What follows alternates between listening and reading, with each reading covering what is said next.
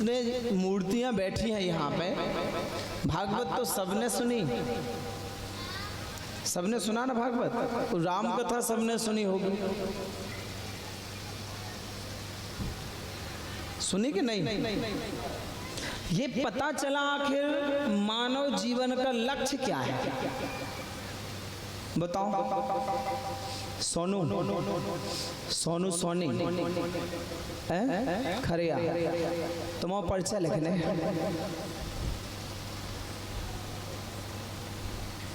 बताओ मानव जीवन का लक्ष्य क्या है।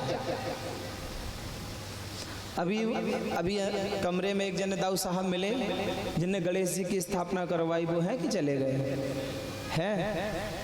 कहाँ है वो दाऊ साहब? गुड्डू राजा तो ठीक है। मानव जीवन का लक्ष्य क्या है उनको भी पता है पता? मानव जीवन का मुख्य लक्ष्य क्या है?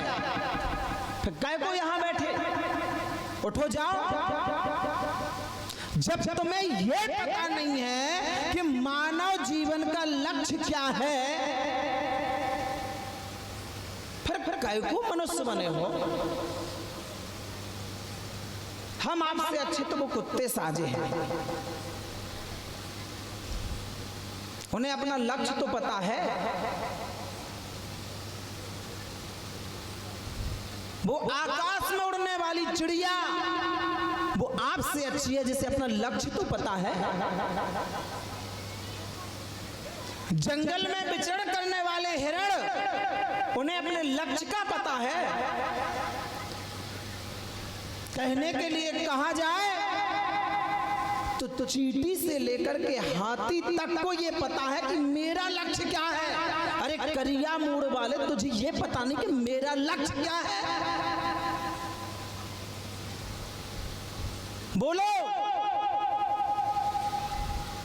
है पता मेरा लक्ष्य क्या है? सबको पता है लेकिन भूलता कोई नहीं।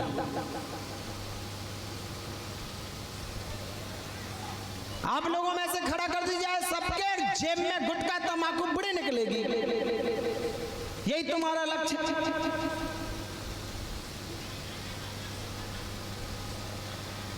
आप लोग साजी नहीं है, कई जनन के जेब में हुई है गुटखा बड़ी तंबाकू। हाँ, मानव जीवन का लक्ष्य क्या है बताओ तो, तब आगे बोलेंगे, नहीं तो हम गए। क्या है मानव जीवन का मुख्य लक्ष्य?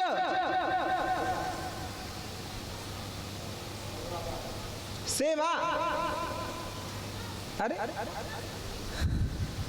जे तनक कछु बोले, मानव जीवन का मुख्य लक्ष्य आप कह रहे सेवा। किसकी सेवा? ये भी बताओ। बुलाओ अपने माँ बाप को, बुलाओ बुलाओ, हम पूछते हैं कि करते कि नहीं। ए लड़के, तुझसे कह रहे करते हो सेवा? हम पूछने जाएंगे, चलो तो।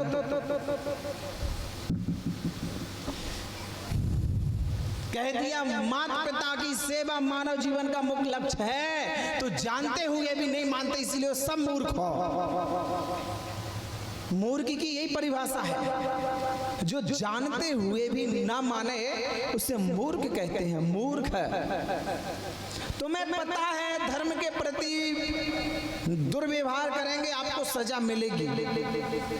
गायों की दुर्दशा देखी नहीं जा रही, आपको सजा मिलेगी। संतों का अपमान सहन नहीं हो रहा, आपको सजा मिलेगी। पृथ्वी का अपमान सहन नहीं हो रहा, आपको सजा मिलेगी। गर्भ में 1 महीने की कन्या सुरक्षित नहीं है, आपको सजा मिलेगी। फिर काय को दरबारों की आस लगाए बैठे हो साहब? कैसे कल्याण होगा? कैसे कल्याण होगा ये बताओ। यदि कल्याण करना है तो बुंदेलखंड और शास्त्र कहता है कि पैर से एक चींटी नहीं मर जानी चाहिए, चींटी नहीं मरनी चाहिए। बाई हरे टाइम पास करवे बैठती सो जुंगा बीनती, जुंगा और मारती हैं, प्रेम से मारती। अरे चुल्लू भर पानी में डुबकी लगाओ जाओ। किसी संत ने गाया है, ना राम नाम लीना तूने भरी जवानी में, तू डूब के मर जा रे चुल्लू भर पानी में।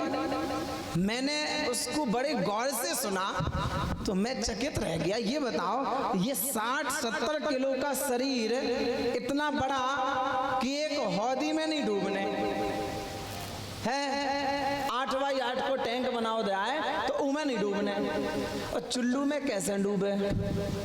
तब मेरे मन में ये भाव आया कि संसार सागर में जो धर्म को नहीं जानते, भगवान को नहीं मानते, शास्त्रों के आधार नहीं चलते, वो इस संसार सागर के कीड़ा है। कीड़ा समझ में आया? क्या है? कीड़ा। और कीड़ों में भी वैरायटी है। सबसे छोटा जीव उसे कहते हैं जुआ। क्या कहते हैं? जुआ। और जब वो सिर में वेदना करता है तो उसको वहां से निकाल करके गद्दी पर रखा जाता, चुल्लू में। और जब वो उस पे मारते मारते गंदी हो जाती तो ऐसे जल उसी चुल्लू में डाला जाता है। तब वो जुआ कहता है, चुल्लू पर पानी में डूब के मुझे मरना पड़ता है।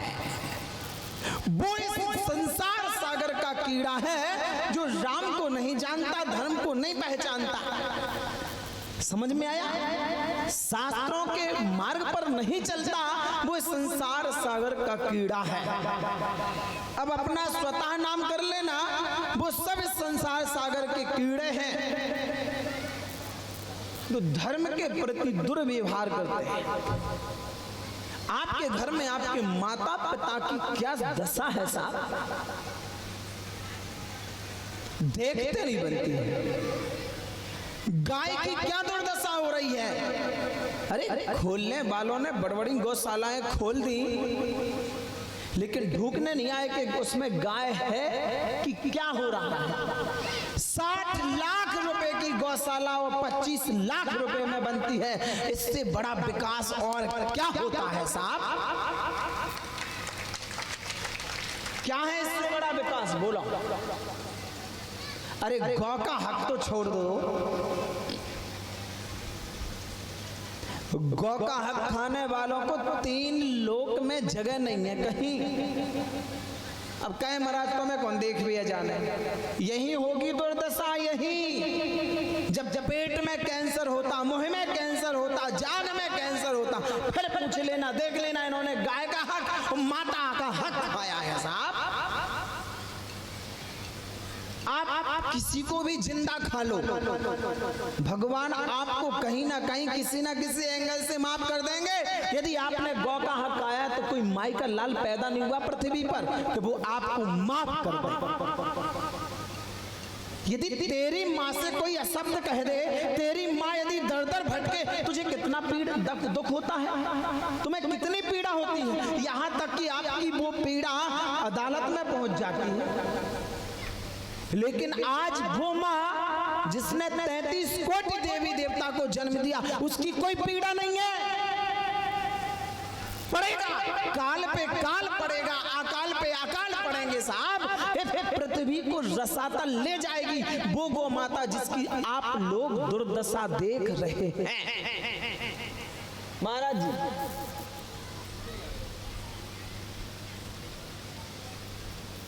यार गाय पर बोलने के लिए मैं क्या बोलूं? गाय जिसने सृष्टि को रचा है, जिसने देवों को प्रकट किया है, जिसने हमें तुम्हें पाला है, यार उस गाय की दुर्दशा।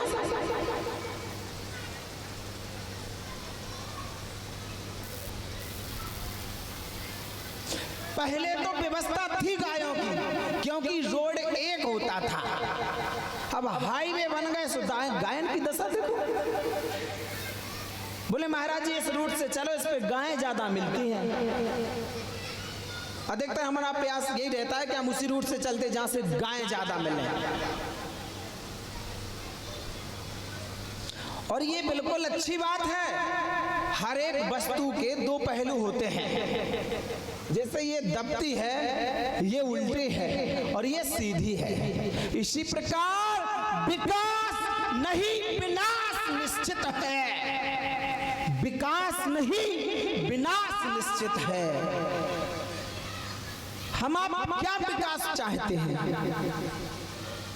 घर में टाइल लगवा ली, एसी लगवा लिया, खड़े खड़े भोजन बना रहे हैं, चप्पल पहन के रसोई में चल रहे हैं, कहां तक तुम्हारा विकास होगा साहब? कोई विकास करने वाला पैदा नहीं हुआ। हम इनसे भी कहते हैं कि आप भी इन लोगों का विकास नहीं कर सकते। देवता भी ऐसे लोगों का विकास नहीं करता।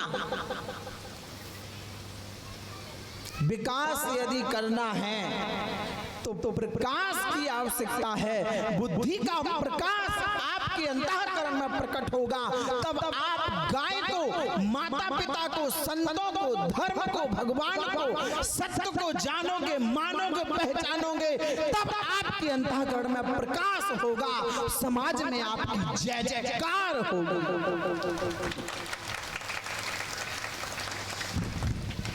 तभी समाज में आपकी जय जयकार होगी, बाकी तो डूबते जाओगे।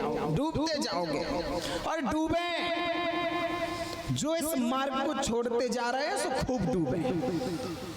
हम तो इनसे यही निवेदन करते हैं, माँ यदि वास्तव में आप कलयुग में अवतार हैं और हनुमान जी से, तो जो जैसा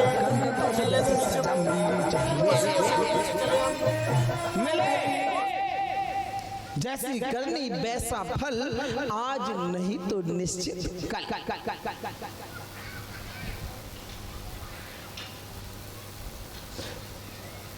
कई कहते हैं मतलब की दुनिया में कौन किसका होता है धोखा, वही देता जिस पर भरोसा होता है।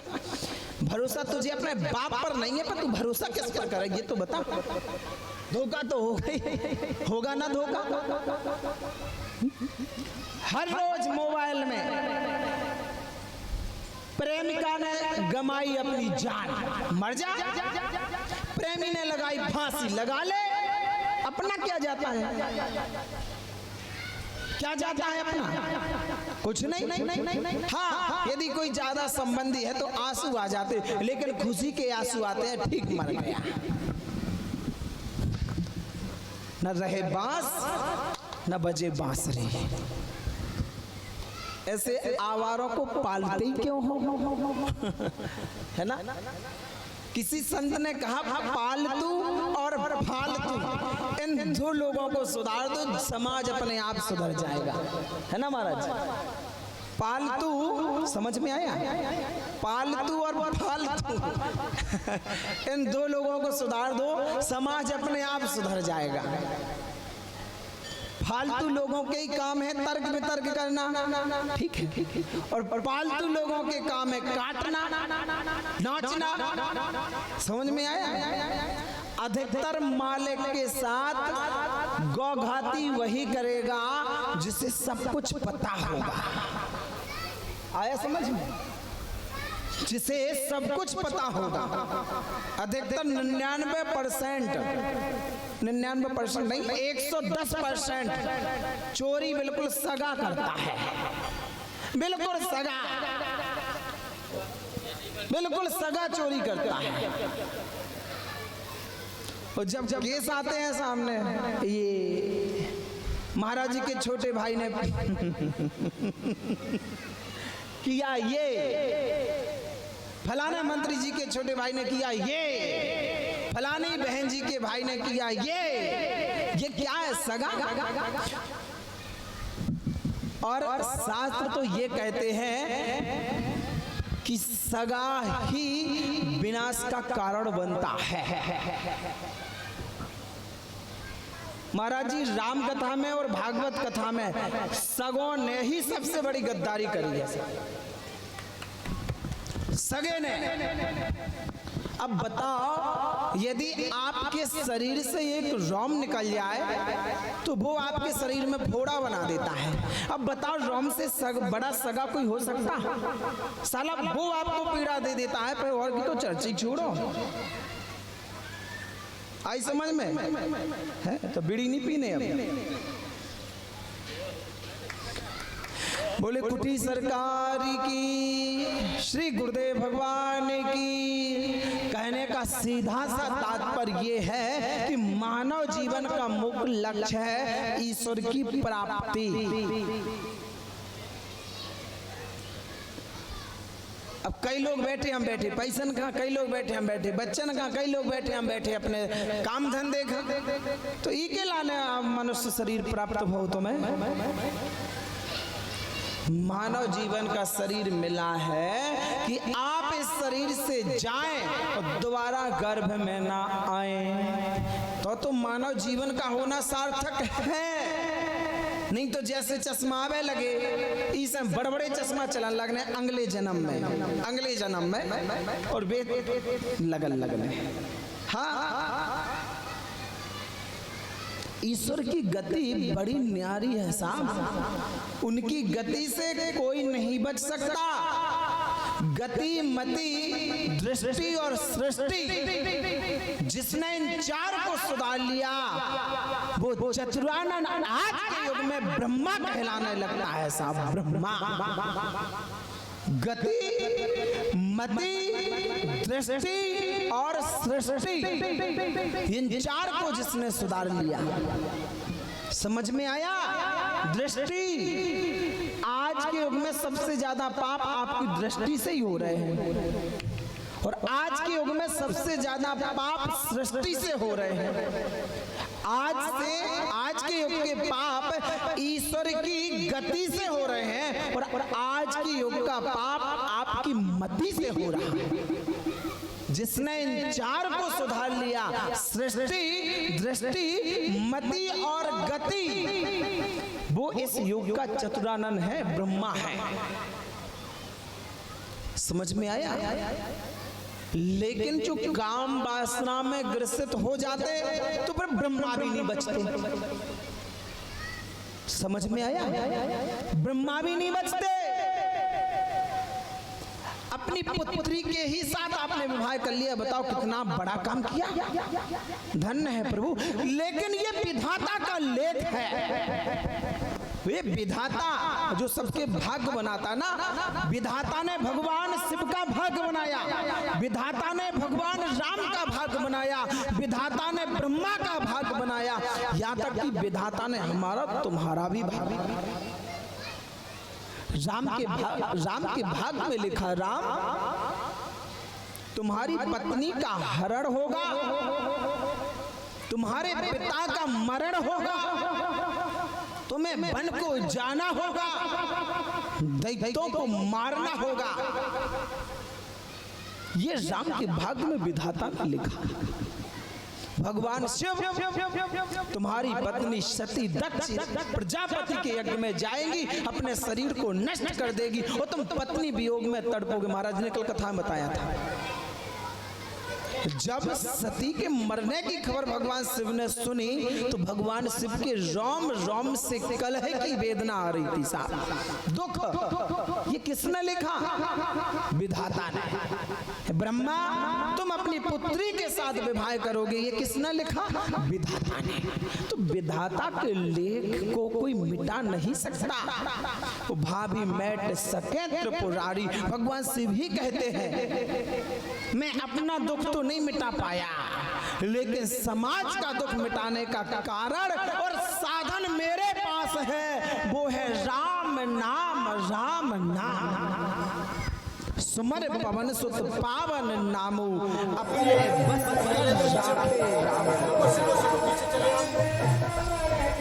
ये है राम नाम की महिमा। ये है मानव जीवन का मुख्य लक्ष्य। किसी ने भी ये पीछे से शांत करो, किसी ने भी राम नाम का स्मरण नहीं किया। जब यहाँ महाराज जी ने बताया, हम कहते हैं कि जिसको अर्जी लगवानी है वो राम नाम का जाप करे, वो भी जबरदस्ती से बोल रहे हैं, जबरदस्ती से। तो मैं इस चीज में नहीं बिकता। अब क्या पता तुम उनके मुंह चल रहे सो हमें गाली दे रहे के भजन कर रहे, ये भगवान जाने। लेकिन मुझे तो ये ज्ञात है, तो सब राम नाम का जाप करें। सरकार खूब कृपा सब भक्तन के ऊपर करें, और जिनकी अर्जी ना लगे सुबह धाम पे पधारें। ठीक है, बोले हनुमान जी महाराज के, श्री लक्ष्मण भगवान की, श्री कुटी सरकार धाम की, दिव्य शक्तियन के, सीताराम राधे श्याम।